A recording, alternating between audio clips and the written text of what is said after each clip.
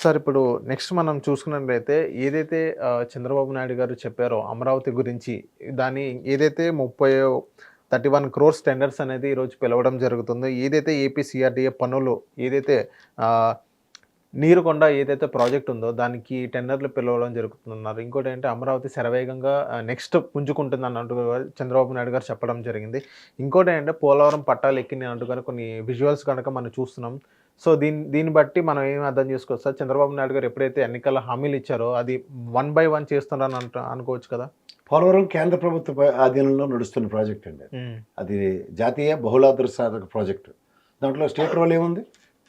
మరి ఎందుకు చంద్రబాబు నాయుడు పోలవరం నేనే పూర్తి చేస్తాను అన్నట్టుగా ఎందుకు చెప్పారు?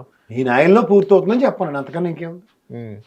ఇదేం రాష్ట్ర ప్రభుత్వ ప్రాజెక్టా? ఈ కాళేశ్వరం ప్రాజెక్ట్ కట్టినట్టు, లేదంటే ఇక్కడ మన ఇది కట్టినట్టు, మేడిగడ్డ కట్టినట్టు, కేసీఆర్ గారు కట్టినట్టు ఈయన కడతానంటే స్టేట్ గవర్నమెంట్ ప్రాజెక్టు చెప్పానండి.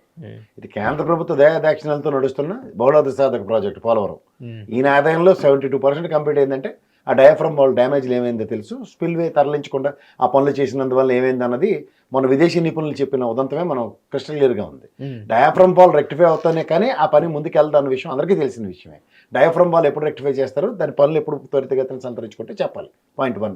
పాయింట్ నెంబర్ 2, పోలవరం డెవలప్మెంట్ అథారిటీకి సంబంధించిన ఆధ్వర్యంలో ఆయనలో జరిగిన ఈ టోటల్ పనే కదా 72%. వాళ్ళ బాధ్యత ఎంతవరకు ఉంది? వాళ్ళ దగ్గర స్టేట్మెంట్స్ ఏవి ఎందుకు ఇవ్వట్లేదు వాళ్ళు?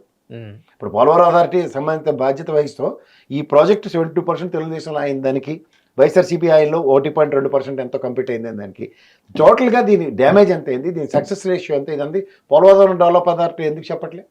ఓకే, ఇది చెప్పాలి ఫస్ట్ థింగ్.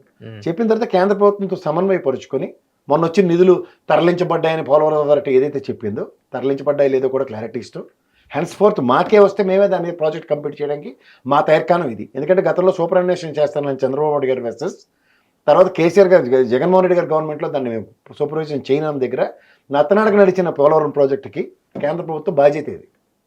ఓకే, కేవలం సూపర్విజన్ చేస్తానన్న దానికే దాని పర్సంటేజ్లు క్లెయిమ్లు అన్నీ చేసుకుంటే అవుట్కమ్ ఎలా ఉందో మనకు మెజరబుల్గా తెలుసు. ఆ మెజరబుల్ సిచ్యువేషన్ మళ్ళీ అట్రిబ్యూట్ చేస్తాం మేమే మళ్ళీ అంటే దీనికి బాధ్యత ఎవరు వహించాలి? ప్రత్యక్ష పరోక్ష పనులు కడుతున్న కేంద్ర ప్రభుత్వానికి, రాష్ట్ర ప్రభుత్వానికి ప్రజాస్వామ్యంలో మాకు వస్తున్న రిటర్న్ ఆన్ ఇన్వెస్ట్మెంట్ ఏది? ఇది ప్రశ్న. మీరు ఇందాక అమరావతి విషయం కూడా అంటున్నారు. అమరావతికి 15,000 కోట్ల అప్పు కేంద్ర ప్రభుత్వం వరల్డ్ బ్యాంక్ నుంచి, ఏషియన్ మర్కంటైల్ బ్యాంక్ నుంచి ఇప్పిస్తుంది. అది కాక మీరు సిఆర్డీఏ పరిధిలోకి తీసుకొచ్చి దగ్గర ఇంకో మిగిలిన 16,000 కోట్ల పైచిలకి 17,000 కోట్లు అప్పు చేయడానికి చేస్తుంటే టోటల్ 32,000 కోట్లు దాని మీద పెడుతున్నప్పుడు ఆల్రెడీ సెక్రటరియట్ ఉంది, సచివాలయం దాన్ని ఏమంటారు అసెంబ్లీ ఉంది, హైకోర్టు భవనాలు ఉన్నాయి. ఇవి తాత్కాలికమని మీరు చెప్పి ఇప్పుడు ఐకానిక్ టవర్స్ పెట్టడం వల్ల జడ్జిమెంట్లు ఇవ్వడానికి జడ్జిలు అందులోకి వెళ్ళి కొత్త తీర్పులు ఏమైనా ఇస్తారా? సచివాలయంలో పనిచేస్తున్న ఎంప్లాయీస్ అందరూ కొత్త బిల్డింగ్లోకి వెళ్ళి దీనివల్ల కొత్త ఉపాధి ఎక్కడి నుంచి వస్తుంది? మూడోది, ఈ అసెంబ్లీ సెక్షన్స్లో నిర్వర్తిస్తున్న దగ్గర ఇంకా విలాసవంతమైన శాసనాలు చేయడానికి విలాసవంతమైన భవనం కట్టుకుంటే ఈ ఐకానిక్ టవర్స్ మాత్రమే ప్రభుత్వ పరిధిలో ఉన్న 3 అనుకుంటే వీటిని నివసించడానికి ఎంప్లాయీస్కి క్రియేట్ చేస్తున్న క్వార్టర్స్ మీ పరిధి అనుకుంటే ఇందులో కొత్తతనం ఏముంది? కొత్త ఎంప్లాయ్మెంట్ క్రియేషన్ ఏముంది? దీనివల్ల అమరావతి వైబ్రేషన్స్ ప్రజల్లోకి రావడానికి ఏముందో చెప్పమనండి ఒకసారి వాళ్ళని. సార్ ఆ బిల్డింగ్లు కడితే కొత్త పరిశ్రమలు చూసాను వస్తాయన్నట్టుగా అలా కూడా చెప్తున్నారు కదా వాళ్ళు. మల్లం అనమాట. సెక్రటరియట్ ఎప్పుడు కట్టారండి ఇక్కడ తెలంగాణలో? గత సంవత్సరం కదా. దీనికన్నా ముందు సైబరాబాద్ అభివృద్ధి సంతరించుకున్న దానికి సెక్రటరియట్ ఏమైనా ఎక్స్క్యూజా? లేదంటే మాన్యుమెంట్ బిల్డింగ్లో ఉన్న హైకోర్టు ఏమైనా ఒక ఎక్స్క్యూజా? హైకోర్టు సచివాలయాలు చూసి ఏమైనా వచ్చేయండి డెవలప్మెంట్ లేదు. సో ఏ ప్రాతిపదిక మీద అమరావతిలో ఈ సచివాలయం బిల్డింగ్ కొత్తగా ఐకానిక్ టవర్ వస్తుంది, లేకపోతే హైకోర్టు భవనం ఐకానిక్ టవర్ వస్తుంది, దీనివల్ల అభివృద్ధి సంతరించుకుంటుందని చెప్పడానికి ఎంతవరకు సముచితమో సముదాయమో చెప్పండి మీరే. ఓకే, ఈ సందర్భానుచితంగా మాట్లాడుకునే అంశంలో ఇవి ఎప్పుడైతే ఈ బిల్డింగ్ల వల్లే ఇంకా అభివృద్ధి సంతరించుకుంటుందంటే దీనికన్నా ముందు ఈ ప్రయారిటైజేషన్లో ఇప్పుడు నిన్న కాక మనం కట్టిన సచివాలయం చూసి నాకు తెలిసి ఈ సైబరాబాద్ అయితే అభివృద్ధి చెందలే. ఇదే అసెంబ్లీ, ఇదే సెక్రటరియట్లో ఉండి చంద్రబాబు నాయుడు గారు ఆ రోజు హైటెక్ సిటీకి పునాది వేసి ఈ హైటెక్ సిటీ కట్టిన తర్వాత కూడా 20 సంవత్సరాల విజన్ 2020 కూడా ఆయన ప్రకారం అయితే సంతరించుకున్నప్పుడు కూడా ఇలాంటి సెక్రటరియట్ లేదు. అవును, మరి మీరు ఏ ప్రాతిపదికన సెక్రటరీని కంపేర్ చేసి చెప్తారు చెప్పండి సార్? మరి వీళ్ళు ఎందుకు చెప్తున్నారు సార్? ఏదైతే ఇప్పుడు భవనాలు కానీ ఏదైతే వీళ్ళు చెప్తున్నారు కదా సార్, దీన్ని చూసినా కానీ ఇప్పుడు ఏదే పరిశ్రమలు వస్తాయి, ఆ పరిశ్రమలు వస్తున్నాయి. ఈవెన్ లోకేష్ గారిని కూడా అప్రిషియేట్ చేయడం జరిగింది. ఏదైతే సార్ పరిశ్రమలు రావడానికి సెక్రటరీకి ఏం సంబంధం ఉంటున్నాను? పరిశ్రమలు రావడానికి హైకోర్టు కొత్త భవనంకి ఏం సంబంధం ఉంటున్నా? ఓకే, మీరే చెప్పండి sir.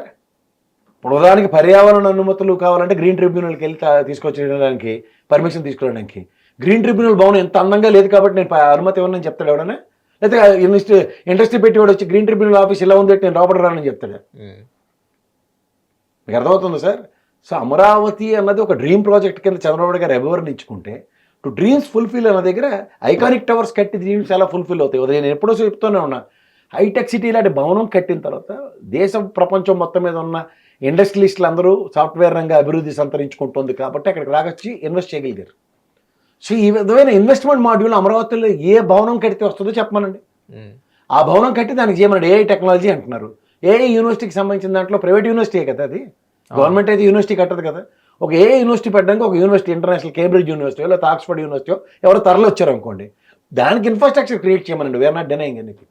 Okay, Hit TV app ని డౌన్లోడ్ చేసుకోండి. ఇందులో short news, live news, entertainment movies అన్ని అవైలబుల్ గా ఉన్నాయి. Please download Hit TV app. Hit TV app. Hit TV యాప్ని ఫ్రీగా డౌన్లోడ్ చేసుకోండి.